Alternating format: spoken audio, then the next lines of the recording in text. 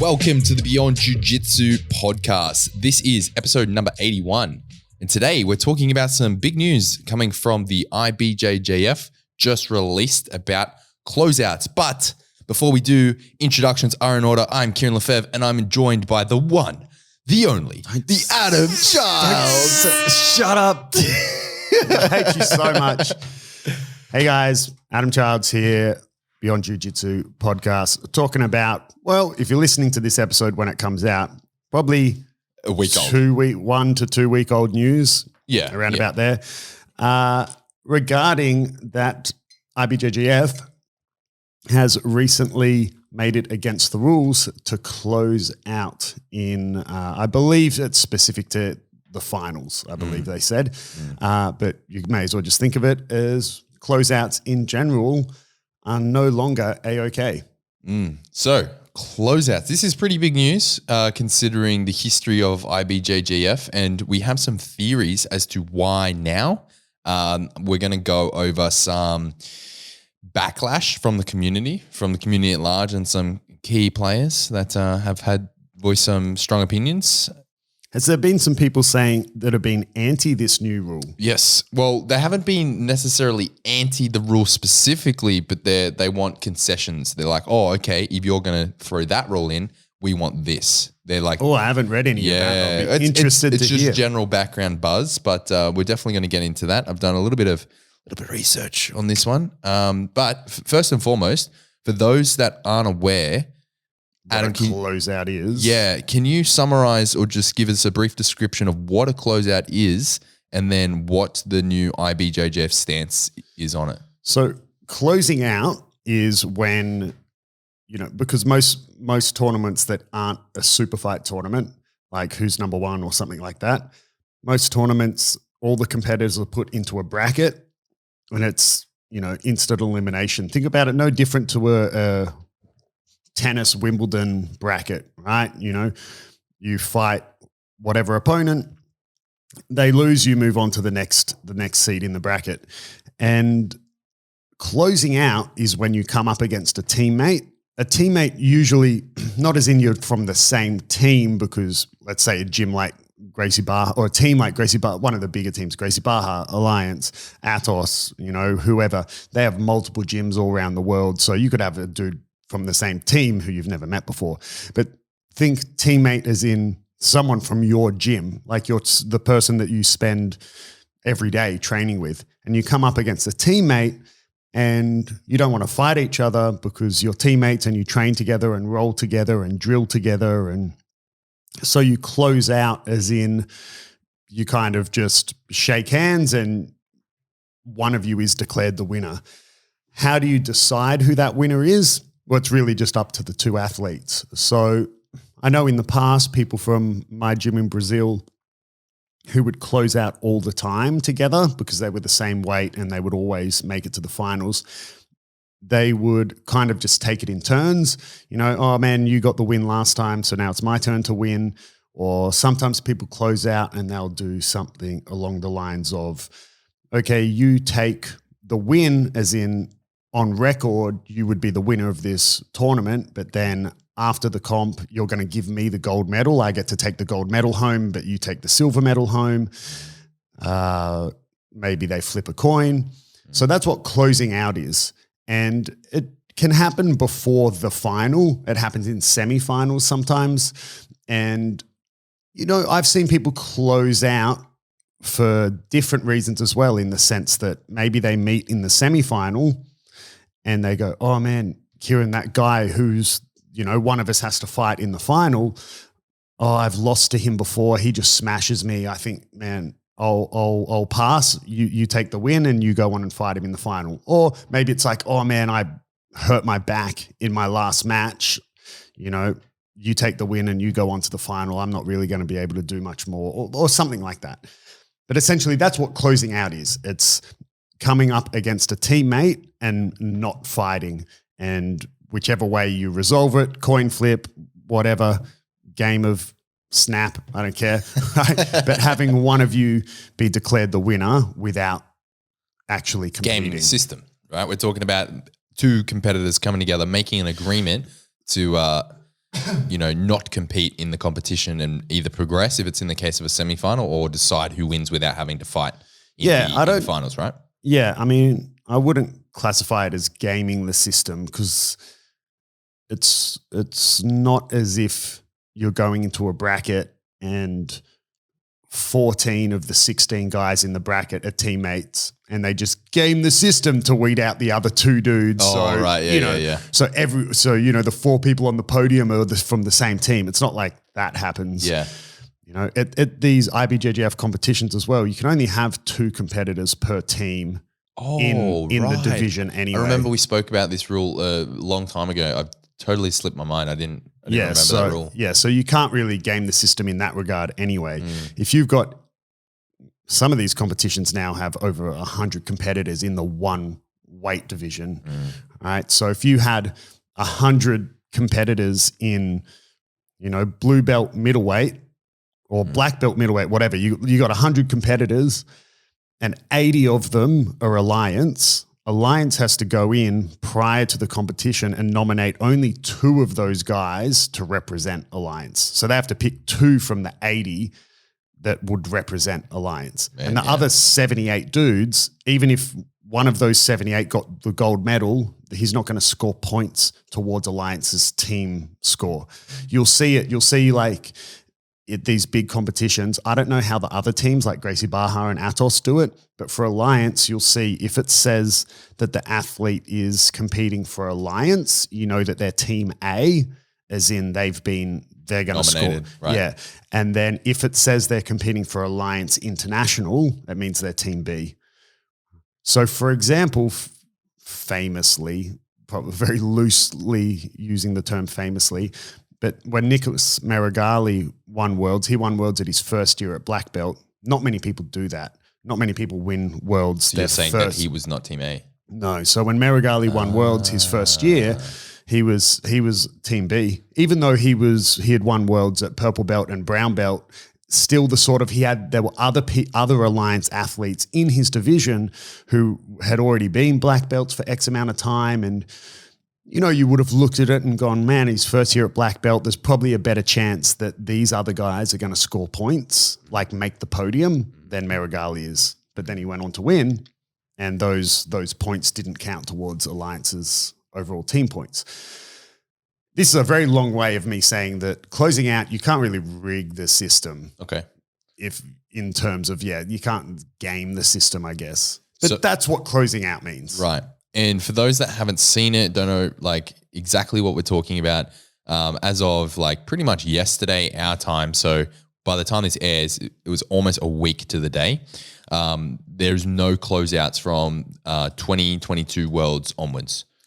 Yeah. So it's worth pointing out that ADCC hasn't allowed closeouts, I believe, since, as long as I can remember. Yeah.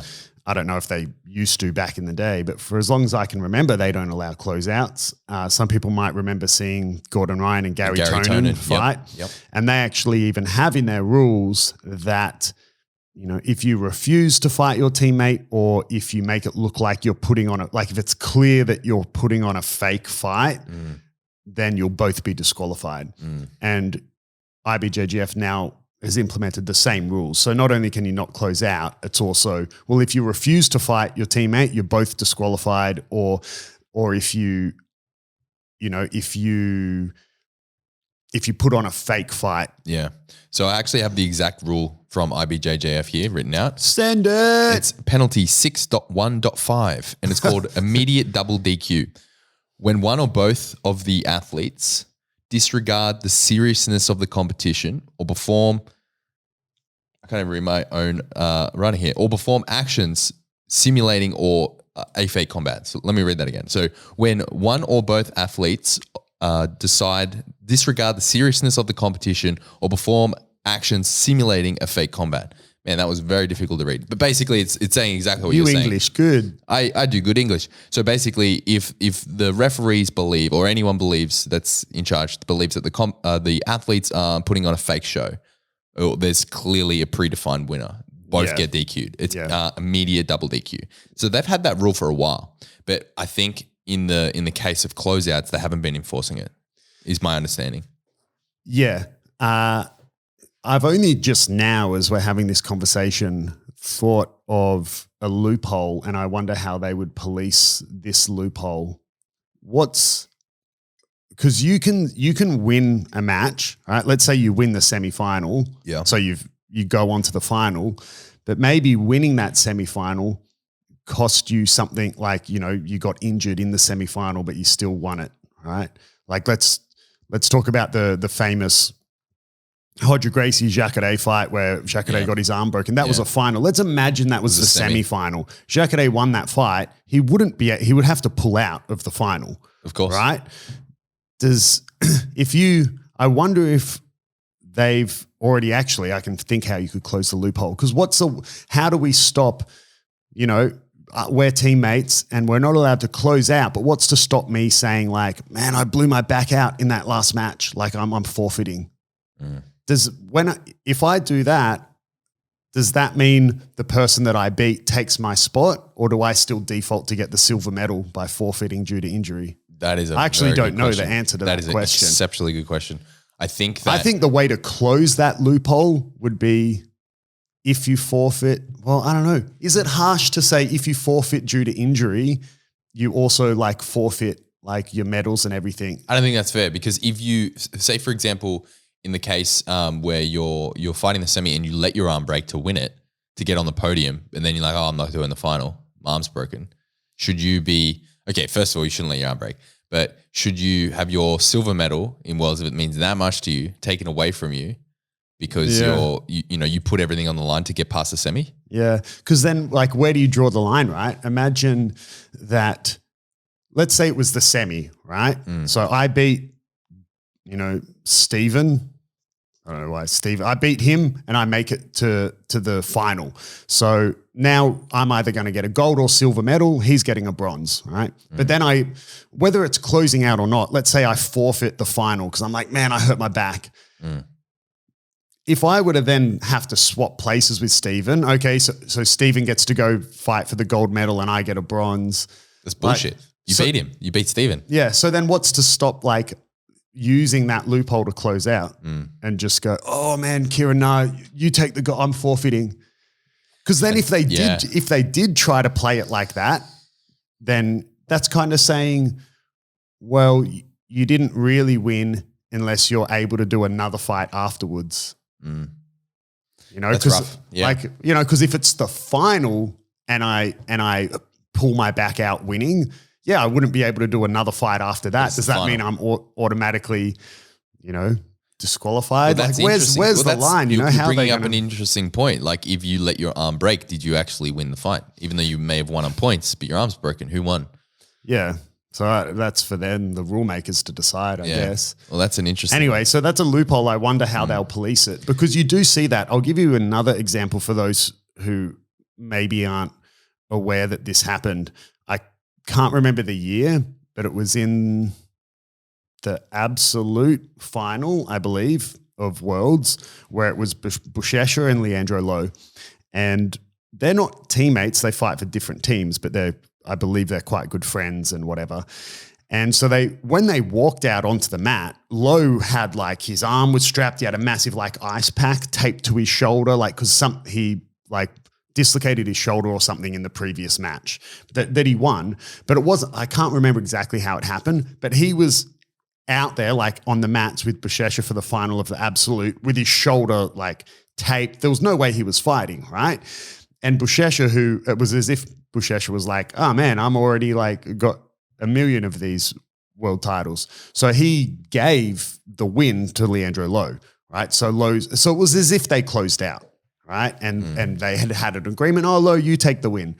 But when you look at that and go, well, man, there's no way Lo could have competed. His shoulder wasn't even in its socket or whatever, so if you take that exact same situation and Lo wouldn't have been able to fight. That's a closeout. Yeah. Is it a closeout? Like, I think it is. Yeah. Well, that's a closeout because Buchecha gave the win. But let's say Leandro just had to pull out. Does Buchecha get the win and it's not a closeout? I think in that case, if you could be like medically cleared, Maybe it'll come down to medical clearance. I wonder, right? Maybe if you're pulling, that's crazy. I wonder if they would, it is, if the medic clears you to fight. But how can they? I guess it depends how much is the athlete willing to put on a show, because pain is subjective, right? You know, you could fake any injury that the medic there is not going to be able to clear you without an MRI or something. You know, like 100%. Or you get out on the mats and you say, "Oh, you know, my disc is real bad. You've been cleared by the medic, so you have to fight." But then, like halfway through, you tap and you're like, "No." But then like you're discrediting yourself on the world stage. If people think you're faking it, if people legit. But have you never seen football? like soccer. As in soccer, 100%. Yeah. You know, people on the professional stage fake stuff all the time. Oh man, it's embarrassing. Anyway, like I don't think it's in the nature of jiu-jitsu athletes to fake injuries. You would hope not. But I just figured that I just only in this conversation now had realized that even maybe loophole's the wrong word. Like what is the protocol if that legitimately happens? Two teammates make it to where it would be a closeout, but one is legitimately injured. Is IBJJF going to request medical clearance, or is it just going to be on a case-by-case basis? It'd be very interesting to see how that unfolds in the upcoming years, or even in this 2022 World Championship. So, I mean, I'll be watching that. But I do have a little bit more information on this. This is breaking news. And it's all about the cash prizes. This is the thing that has been getting a lot of competitors up in arms about this whole rule, because attached to the official statement, IBJJ, like we're not going to read the official statement, but it's along the lines of, closeouts are no longer allowed, and competitors risk being double DQ'd, and they essentially will lose they'll be disqualified, they'll lose their points, and they'll also lose their prize money. So what is... A lot of athletes sitting here going, what prize money? Exactly. I knew that was going to be the follow-up question. So what is IBJJF prize money for Worlds? Well, they're bringing back the prize money, and it's the most recent numbers and figures I could find was from 2019. And the prize money depends on how many athletes sign up for your division. But for Worlds, it's between $4,000 and $7,000 US for winning, and $10,000 for winning absolute. I couldn't find any runner-up prize money, any second place, third place. So I think it's just for the winners. Again, I had a good look. I couldn't find anything. So if you know more than I, please let us know in the comments on YouTube or shoot us through a message on Instagram if you could find some more information for us. But yeah, so you don't get that prize money. Now, how does that compare to other organizations, you ask? I see you asking, as in ADCC. So in comparison, it's pretty similar.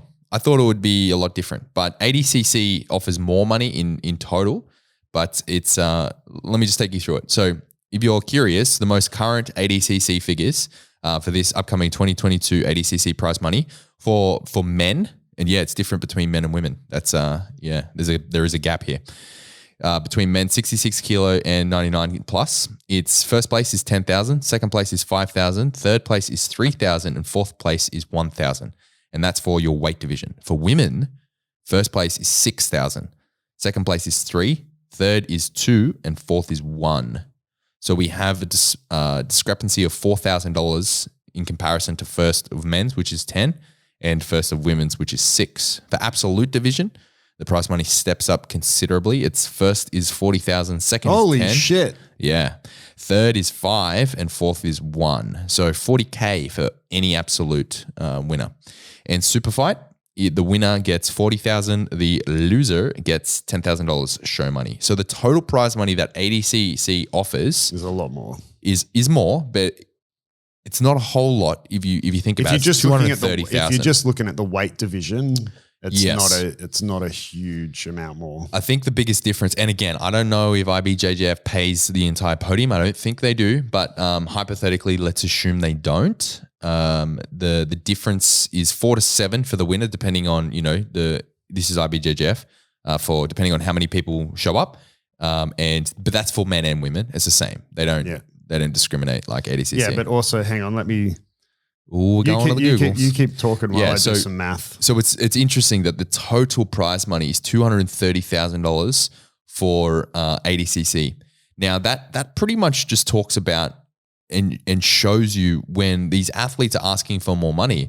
We look at arguably the biggest organization, the most popular, if not biggest, but the the organization, the event, if you will, that has the most eyeballs on it, that has the exclusive rights from Flow Grappling, that has, all these sponsors like the Joe Rogan Experience, all these people throwing money at this event, and the total prize pool for all athletes in the biggest event in our sport is $230,000.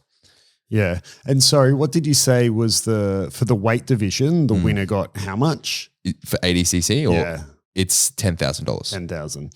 And then, yeah. So, but that's also ADCC has far fewer weight divisions. It does. Right? They Exactly. only have 2 weight divisions. Well, they have 4 total, right? 2 male and 2 female. Well, no, it's 66, 77, 88, and 99. 4. Oh, sorry. Yeah, You're right. 4. Yeah. 99 plus. So they have less weight divisions as well. Yes. So yes. they're having to pay that across less divisions. Yes, exactly. They do have these absolute fights, one for each, I believe, and a super fight. But they have it splayed out. Their total prize money is technically $230,600 or something like that. It's quite interesting though that the pay discrepancy between the men and women. It is interesting. I found that very interesting. I don't know. I don't really know what to say about that. It's hard. Like, I guess I can see, I don't want to really get into that, I guess, because I feel like it's a losing argument no matter what side of the fence you sit on, because anyway, I don't know, like exactly where you come from. I totally agree.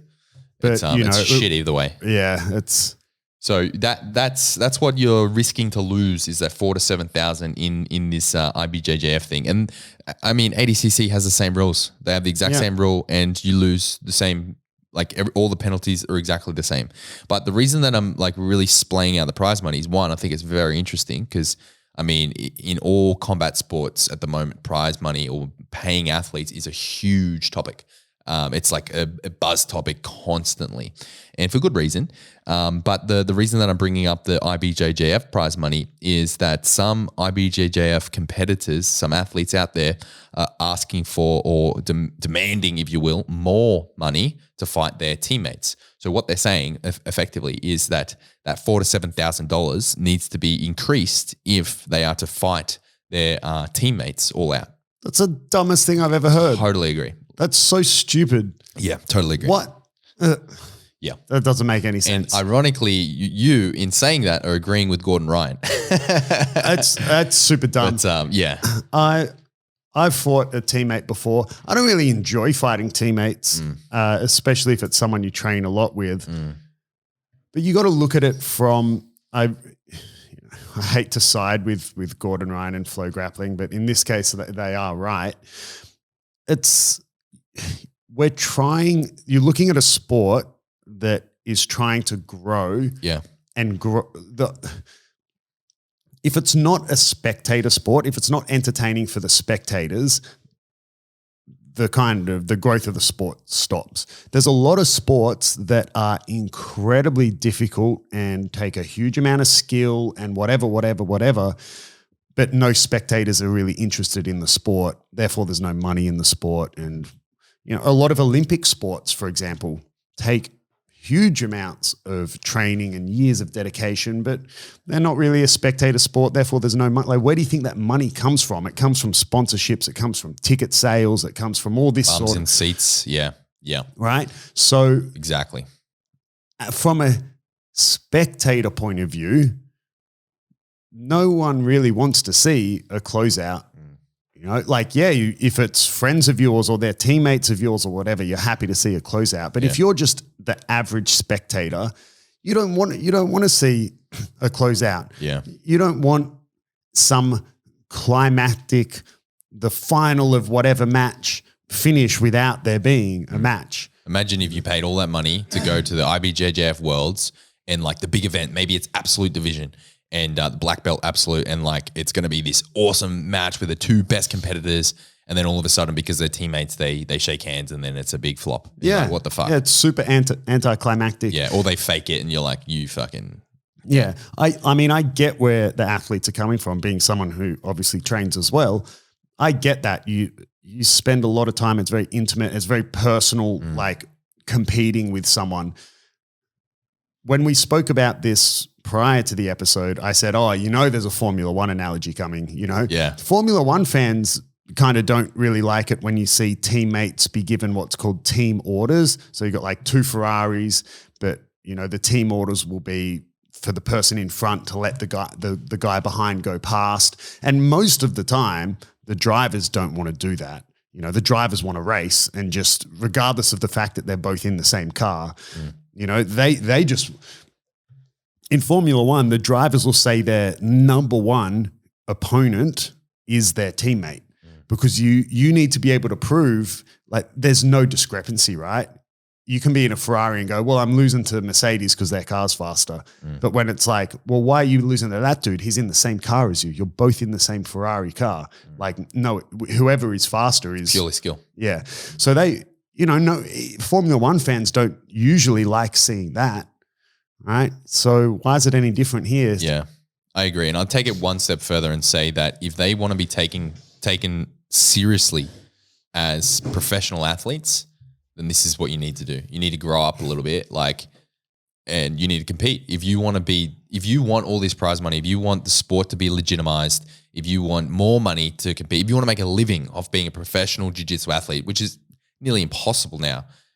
There's obviously other ways of making money, but in jiu-jitsu, but if you want to purely make money from prize money in competing, then you need to legitimize the sport a bit more and take it seriously. Yeah. And although I think you nailed it when you said that it's difficult because competitive jiu-jitsu is not really seen as a spectator sport, particularly IBJJF, because of the rule sets, and we can get into that in another day. But yeah, I get the argument. Yeah, I would also argue though, I'm not trying to say that the prize money isn't important, but really it's peanuts, right? When it's this low, yeah. No, but regardless, even if the prize money was massive, if ADCC paid nothing, right? To some degree, it wouldn't matter in the sense that if you won ADCC and got no prize money, the amount of seminars and instructionals you're gonna get after that, so even if they paid $20K, even if they paid $50K, $50,000 is a lot of money, but you're still going to make more than that just with your instructionals and everything that you can do with your fame after that. That's how you make money in jiu-jitsu, is teaching. So I only said that to address that you could make, like, the idea of making money, making a living from prize money, that's silly, because if you're winning competitions, the ability to make a lot more money with seminars and instructionals and stuff is there. Yeah. So I guess if you're someone who really hates teaching and you just want to, I could see that there needs to be more prize money for you to make a living. But to be fair, in that case, to play devil's advocate, you wouldn't be making your money as necessarily the athlete. You'd be making the money as the teacher. Oh, of course. But, obviously, but people you're right, though. A lot of the time, people don't care if you're a good teacher or not. If you won that competition, people are going to buy your instructional, whether you're a shithouse teacher or not. Or even if you just have like lots of followers on Instagram, they're going to buy your instructional. Oh, man. Were you there when I was talking about this one last night? That's why I brought it up. I was just probing you for a rant. I'm out of energy for that rant. Save it for another day. Why are people who are outranked by blue belts making jiu-jitsu instructionals? Yeah.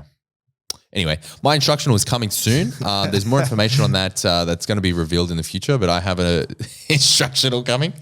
How to piss off Adam. It's technically a course. We changed the name. But yeah, I think this is interesting. And another little tidbit, just to close it out and round it out, the announcements from IBJJF is the Grand Prix is returning. Well, yeah, that was going to be my next sort of. What do you know about the Grand Prix? I don't know much about it. The Grand Prix is like,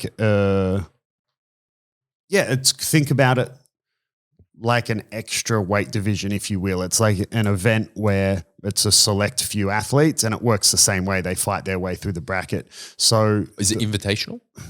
I believe it's invitational. The last one I watched was when I was in Vegas. It was a heavyweight Grand Prix. Oh. And it was So Cyborg was in it, João Gabriel Rocha. Right. So Vinicius Prator, Luis Panza. So they have they will say, it's kind of like, is it like EBI where they say this event is for this weight class? Yeah, and it's like kind a big of. event Yeah, for that kind of weight like class. BJJ Stars as well that happens down in Brazil. So they'll have this bracket of, certain amount of athletes. And yeah, even the one back in Vegas in, I think, 2019, I think it was, and Cyborg won it. Was that at the World Masters Championship? Yeah. I'm just reading your shirt. Oh, yeah. Does it say 20? Well, it says World 2019. Masters Championship 2019. There we go. And Cyborg won. And I think it was similar to the absolute prize money for ADCC that you were saying. I think 40 grand. Cyborg got 40 or 50 grand or something, and João Gabriel Rocha, who got second, got 10,000. I think That's the same as the ADCC money. Yeah. I don't know. It was because it happened inside the World's Masters. I don't know, man. It was it wasn't like this one event that had a lot of behind it. It was a bit like, in my opinion, but yeah. Well, hopefully now, because they're, all right, let's just get into the speculation side. You have some theories as to why IBJJF is being so active in this space at the moment, talking about prize money, talking about closeouts, enforcing their penalty 6.1.5. I just wonder because there were a lot of closeouts at Pans, right? That the Pan Ams that just happened. I think there was a huge amount of closeouts. And Flow Grappling and IBJJF have just announced that they're doing 5 Grand Prix this year. And I don't know the exact terms of their agreement, but I wonder how much leverage or pressure or in depth the conversation was between Flow Grappling and IBJJF, where I don't think it's too far-fetched to say that Flow Grappling could have come to the table and sat down and said, look, guys, if you want to play with the big boys in terms of the entertainment industry side of jiu-jitsu, which is what Flow Grappling has the monopoly on, if you want to hang with us, right, you can't be doing this closeout bullshit. I can't sell subscriptions and tickets if there's going to be fights closing out. How can I charge someone to watch a fight where 2 dudes walk out and shake hands? No one wants to pay to see that, and I sell like a subscription service. So I wonder if the combination of the Pan Ams with a bunch of closeouts, or that could even just be coincidental. Maybe Flow Grappling and IBJJF have been talking for months prior. And that may have been the catalyst for it. Yeah, or it could have, or like I said, it could have just been a coincidence. Right, I don't know. But I'm not necessarily trying to speculate or conspiracy theory. I'm just saying I don't think it's business, that unrealistic to imagine that conversation took place. And maybe it didn't. For all I know, IBJJF came to this conclusion on their own, for all I know. I don't know. But I'm just saying the fact that, Flow and them are partnering up a bit more, 5 GPs in 1 year, that's a lot. That's pretty cool. I wonder if that conversation happened. And I can imagine it did, but maybe it didn't. And if you did put your tinfoil hat on for a second and wanted to play that conspiracy game, then you could even go as far to say, hey, if Flow Grappling is losing, if their subscribers are losing interest in IBJJF events because of closeouts at all the finals, then if Flow pulls the plug on IBJJF, stops supporting them, relinquishes the monopoly and says, yep, we're not interested anymore, where do you think the sport's going to go? Where do you think the direction of the sport is going to go? Do you think that IBJJF would peter off into less and less relevance? Because if you're not getting without the instantly eyeballs, replacing Flow Grappling with another big sort of but production then you have company. But if I owned say for example, I'm a jiu-jitsu athlete. I compete. I'm very interested in competitive jiu-jitsu. I'm the target demographic for Flow. Do you really think I'm going to go out and buy an additional subscription just to watch IBJJF? Yeah, no way. No way. And it's not big enough for pay-per-view. No one's going to pay for pay-per-view live on an IBJJF tournament. It's just not as entertaining. It's not MMA. It's not UFC. It's not like a big spectacle where they can run one fight after the other in a confined space. They have multiple fights going on at the same time. So it makes sense. What you're saying, I think, makes perfect sense. And I think, again, as shitty as it is to have one company monopolizing the entire sport, at the moment, I like what they're doing. So I'm okay with it for now. Yeah. Until I don't like it. It's kind of like what when people get into politics and they say like, if you're happy with your if freedom of speech, this sort of conversation comes up a lot. Like, oh, people should be censored, but then the counter conversation is, but what if the other party gets in power and then they censor people that you like? Or it's the same sort of thing. Like with a monopoly on the media industry in jiu-jitsu, it's like, yeah, we're happy with it now, but what do we do when we're not? Yeah, that's true. I think the last sort of point that I have to make about the closeout things is that for competitions where there's brackets, yeah, I'm all on board. I guess it's a little bit different when then you start looking at things like who's number one. And that can definitely be treated, in my opinion, on a case-by-case basis because it's just one fight. It's matchmaking. Yeah, it's matchmaking. So I don't think there's anything wrong then with, if who's number one approached you and said, hey, man, I want you to fight him. And you go, bro, he's my teammate. I don't want to fight him. And, I think that's fine to refuse to fight your teammate. Or really, you could refuse to fight anyone. They don't even have to be your teammate. Like, I don't know, if I had to, I don't know, I got friends of mine. Well, I guess most of my friends are the same team. But just trying to think. It could be someone who trains at a different team, but you're good friends or whatever, and you're, man, I want to fight him. Fine. And however, that's been wait, shut up. Oh.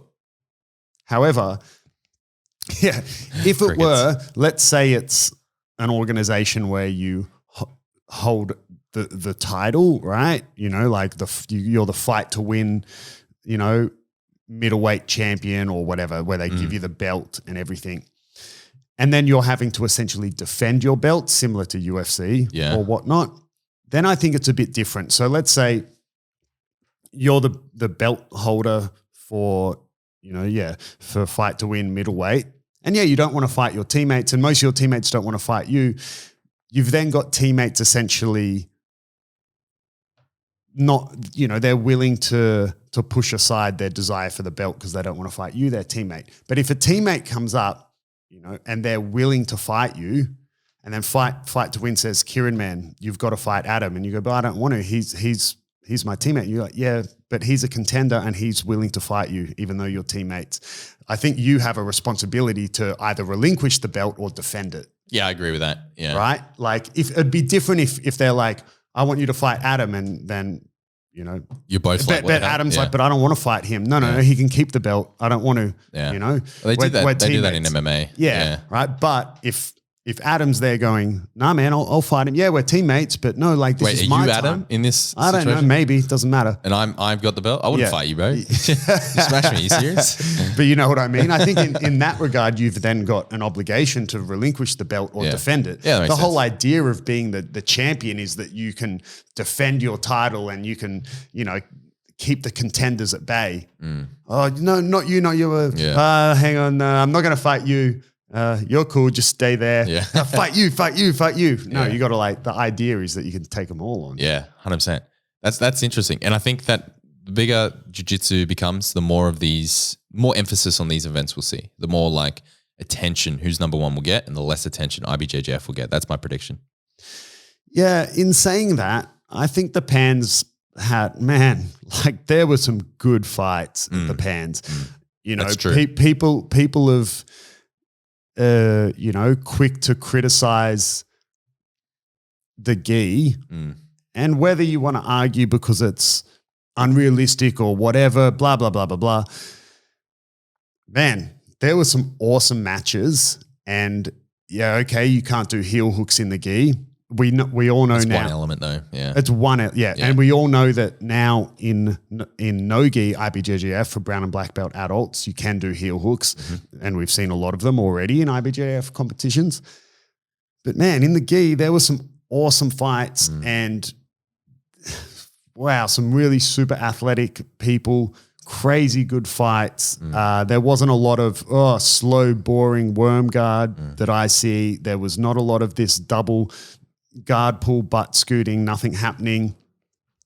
You know, yeah, there was a phase that happened, but I found a lot of the gi matches just as entertaining and scrambly and fast-paced and athletic and action-packed as a lot of no-gi fights are. That's what we want, yeah. Yeah, so It's I don't know, exciting. man.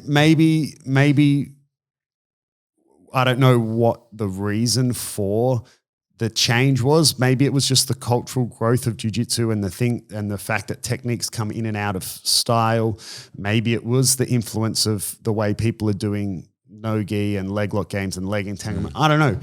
But it was not your slow, grindy, Methodical, sort of boring jiu-jitsu. It was crazy fast-paced. Yeah. And, you know, I thought it was great. I'll definitely be watching Worlds this year. Yeah. Like, I think I have high hopes for it, particularly with these changes, like with IBJJF putting the fire under the butts of some athletes and saying, hey, you know, we're trying our hardest, you know, us and Flow Grappling, we're trying to build this sport. We're trying to get more prize money to you. We're trying to, you know, build all this revenue to support you as athletes. Fucking come to the table, put on a show. Yeah, that's it as well, right? You know, Put on a show. It is I mean, yeah, the money comes from the spectators and the sponsors and everything, and Make it more entertaining, more you know, people watch. like I think Gordon Ryan said something along the lines of, "How can you expect to get paid if you're closing out and there's like 4 people in the grandstands And or they're all your something?" mates. Yeah, which I Makes mean, sense. you can't argue with him. You know, You fucking can't. I mean, I'm not trying to discredit it.